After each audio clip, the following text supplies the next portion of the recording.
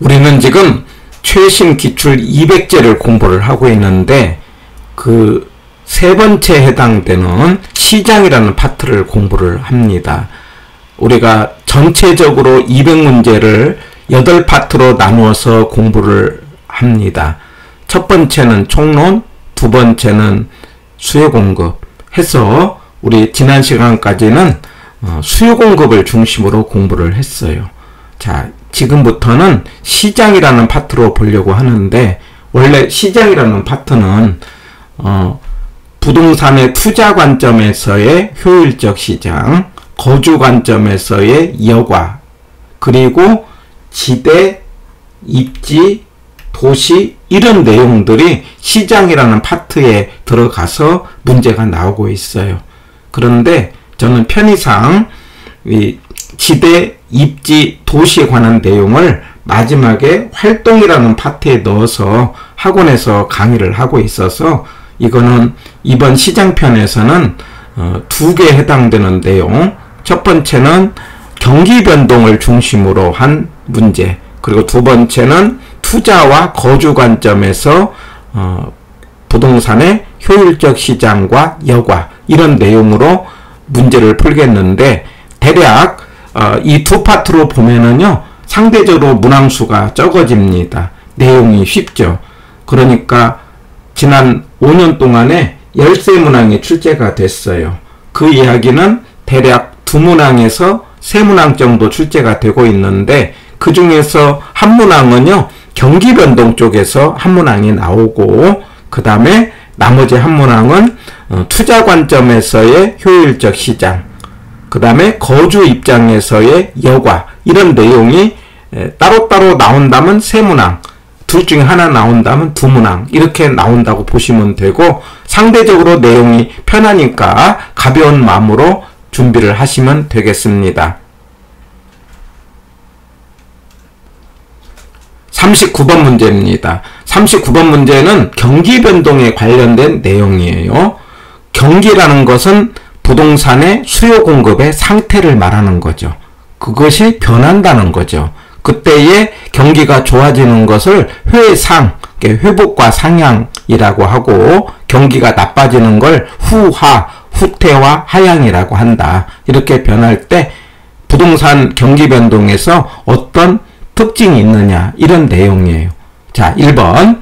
부동산 경기는 지역별로 다르게 변동할 수 있으며 같은 지역에서도 부분 시장에 따라 다른 변동 양상을 보일 수 있다. 맞습니다. 그러니까 여기서 부분이라는 것은 우리나라 전체를 부동산 시장이라고 하고, 그 세부적으로 나누어진 시장, 이걸 하위 시장이라고도 하고, 그러면은 여러 가지 위치에 따라서, 종류에 따라서 이렇게 나눠볼 수가 있어요. 그러면 위치에 따라서 나눈다면은 수도권 시장, 충청권 시장, 그 다음에 영남권 시장, 호남권 시장, 강원 시장, 뭐 이런 식으로 지역의 구분으로 나누어질 수 있는데, 그러면은 변동 양상이 다르다, 이런 이야기예요. 1번은 맞는 거. 2번. 부동산 경기 변동은 착공량, 거래량 등으로 확인할 수 있습니다. 맞습니다. 경기는 수요 공급의 상태인데 부동산은 공급이 중요해요. 그래서 공급을 이야기할 때는 건축량으로 이야기를 하고, 이 건축량은 3개가 있는데, 허가량에 해당되는 선행지수의 허가량, 동행지수의 착공량, 후행지수의 완공량이 있는데, 대개 경기 변동은 동행지수를 많이 사용하고 착공량을 기본으로 봅니다. 그리고 수요 쪽에서는 거래량 등으로 확인할 수 있다, 이렇게 말할 수 있어요. 그래서 2번은 맞는 지문. 3번. 부동산 경기와 일반 경기는 동일한 주기와 진폭으로 규칙적 반복적으로 순환된다.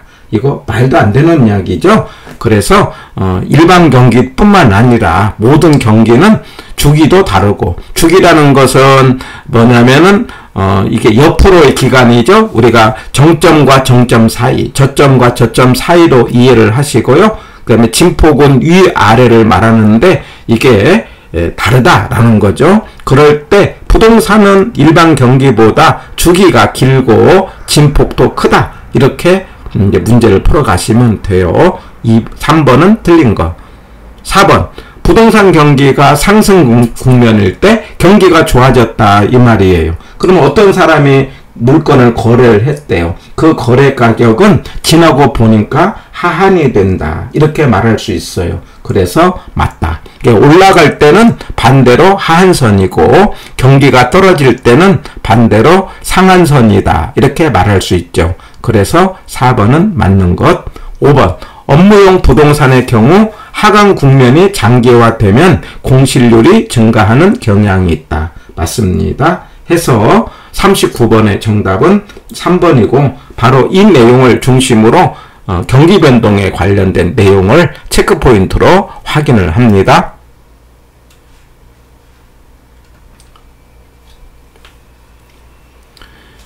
자, 부동산 경기 변동은요, 순환적 변동이 있어요. 그러니까 순환이라는 건 반복하는데, 이게 회상, 경기가 좋아지는 거, 후하, 나빠지는 거. 그래서 회상후한다, 이렇게 기억하고요. 그럴 때, 이 회상후하는 순환적 변동이라고 한다면은, 우리가 비순환적으로 계절적이라든가, 정부의 정책에 의한 무작이라든가, 이런 변동도 있다. 이렇게 기억을 하시고 경기가 경기가 좋아질 때는 어떤 사람이 거래한 가격은 올라갈 때는 반대로 하한선이고 올라갈 때는 매물이 부족하니까 부족한 사람을 중시합니다. 그래서 매도자 중시 이렇게 이야기하고 그 다음에 후하는 내려갈 때는 어떤 사람이 거래를 했는데 지나고 보니까 반대로 상한선이 된다는 것. 그리고 경기가 안 좋을 때는 매수자, 적은 사람을 중시하는 겁니다. 해서 매수자 중시다. 이렇게 기억을 합니다. 그리고 부동산에만 독특한 시장이 하나 있는데 그게 안정시장이죠. 이게 안정시장이라는 것은 부동산에만 있는 말인데 꾸준한 거래가 있다. 이걸 안정시장이라고 이해를 하시면 돼요. 그러면 어떤 물건입니까? 위치가 좋고 규모가 작은 소형주택, 필수주택이 안정시장이고 불황에 강하다. 이렇게 표현할 수 있어요. 이게 안정시장이다. 기억하시고요. 그런데 경기가 좋다 나쁘다를 뭘로 알 거냐? 이게 이제 건축량, 그 다음에 거래량 이걸로 알 수 있는데 건축량은 허가량, 착공량, 완공량이 있고 허가량을 선행지수고 그리고 이제 선행지수에 해당되는 말 뭐 건축 허가량, 건축 자재 수요, 택지 분양 실적 이런 것들이 허가량 선행지수라고 본다면은 착공량은 동행지수고요. 그 다음에 이제 수요 쪽은 우리 거래량으로 공급 쪽은 착공량으로 우리가 지표로 삼는다.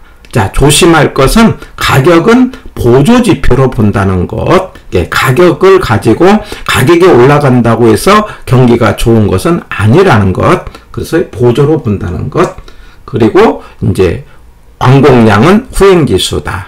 이렇게 체크를 한 다음에 부동산 경기는요, 주기는 옆으로를 말하는 거죠. 할 때 이게 이제 사이클을 그리면서 이 정점과 이 정점 사이를 주기라고 하는 거죠. 이걸 주기라고 하고 그 다음에 정점과 이 저점 사이를 우아래를 뭐라고 합니까? 진폭이라고 하는 거죠. 그때의 주기가 길고 진폭이 크다. 이렇게 하고요. 선호행에서는요, 항상 주식이 앞서고요. 그 다음에 일반이고요. 부동산이 후행한다. 이렇게 보고 그리고 부동산에만 있는 독특한 타성이라는 게 있다. 그러면 타성이라는 게 뭐냐? 시간차라는 거죠. 만드는데 생산기간 때문에 생기는 거죠. 그래서 회복이 느리고 후퇴가 빠르다. 왜냐면은 만드는데 시간이 걸리니까 회복이 좀 느리다는 거죠. 만들어 놨는데 사는 사람이 없으면 금방 가격이 빠진다는 것. 그래서 회복이 느리고 후퇴가 빠르다. 진폭도 크다. 그리고 거미집 이론이 적용받는다. 이렇게 보시면 되겠어요. 해서 여기 나오는 내용으로 체크포인트를 점검을 하시고요. 다음 문제로 한 번 더 확인을 합니다. 40번입니다. 틀린 거 됐어요. 1번. 부동산 경기 변동이란 부동산 시장이 일반 경기 변동처럼 상승과 하강 국면이 반복되는 현상을 말한다. 예, 이건 맞죠? 그래서 경기가 좋아지는 걸 회상, 나빠지는 걸 후하, 그리고 부동산에만 있는 별도 시장으로 안정시장이라는 게 있다. 안정시장이라는 개념은 경기의 순환 국면으로 구분되는 건 아니에요. 그러나 경기와 관련이 있다. 항상 존재한다. 이런 말로 기억을 합니다. 1번은 맞는 거. 2번. 부동산 경기는 일반 경기와 같이 동일한 주기와 동일한 진폭으로 규칙적, 안정적이다. 자, 이거 틀렸다고 그랬죠? 예, 주기가 그 다음에 진폭도 다르다. 특별히 부동산은 일반 경기보다 주기도 길고 진폭도 크다. 이렇게 하자는 것. 3번. 부동산 경기는 일반 경기 변동에 비해 저점이 깊고 정점이 높다. 이걸 우리는 진폭이 크다. 위아래를 진폭이라고 하는 거죠. 그래서 3번도 맞는 지문이 됩니다. 4번. 부동산 경기는 부동산의 특성에 의해 일반 경기보다 주기가 길다. 이렇게 말할 수 있어요. 예, 맞습니다. 만드는데 시간이 걸려서 주기가 길다. 이렇게 말할 수 있습니다. 5번. 회복입니다. 회복이라는 건 경기가 좋아지는 거죠. 이제 후퇴해서 올라갈 때가 바로 이걸 회복이라고 하는데, 회복 다음에 상향이지 않습니까? 회상 이렇게 기억을 하고요. 그때 회복은요, 경기가 좋아지니까 가격이 올라갑니다. 그러면 어떤 사람이 거래를 했을 때 이 거래 가격은 지나고 봤더니 하한이 된다.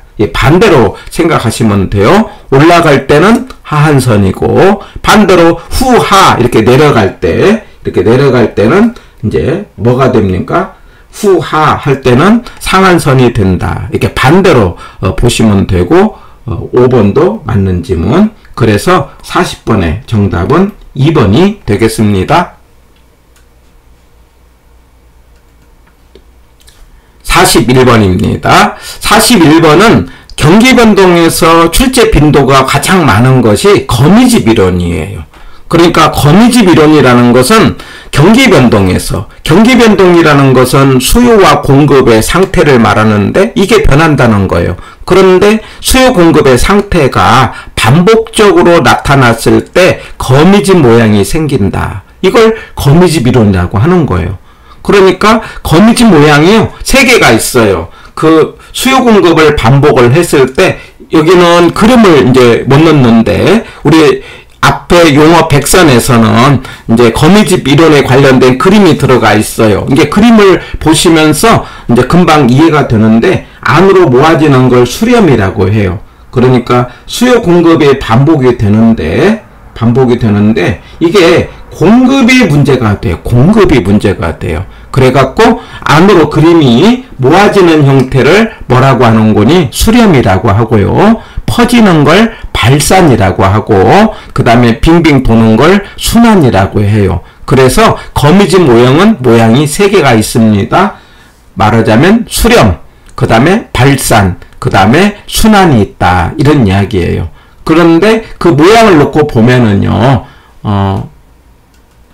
여기서 항상 공급이 문제가 되는데, 이제 이만큼 수요가 됐다고 했을 때, 이렇게 반복을 하면서 그림이 안으로 모아진다. 이런 개념이 수렴이고요. 그 다음에 이게 그림이 이렇게 있으면은, 이렇게 밑으로 내려가면서 그림이 이렇게 퍼지는 형태가 되는 게 발산이에요. 그리고 한 모양을 빙빙 도는 걸 순환이라고 하는데, 바로 이런 모양이 생기는 본질은요, 이 타성이라는 것 때문에 그래요. 말하자면 생산 기간이 있기 때문에 만드는데 시간이 걸려서 그 시간이 걸리는 농산물이라든가 부동산이 대표적으로 거미집 모양이 생기게 되는 거예요.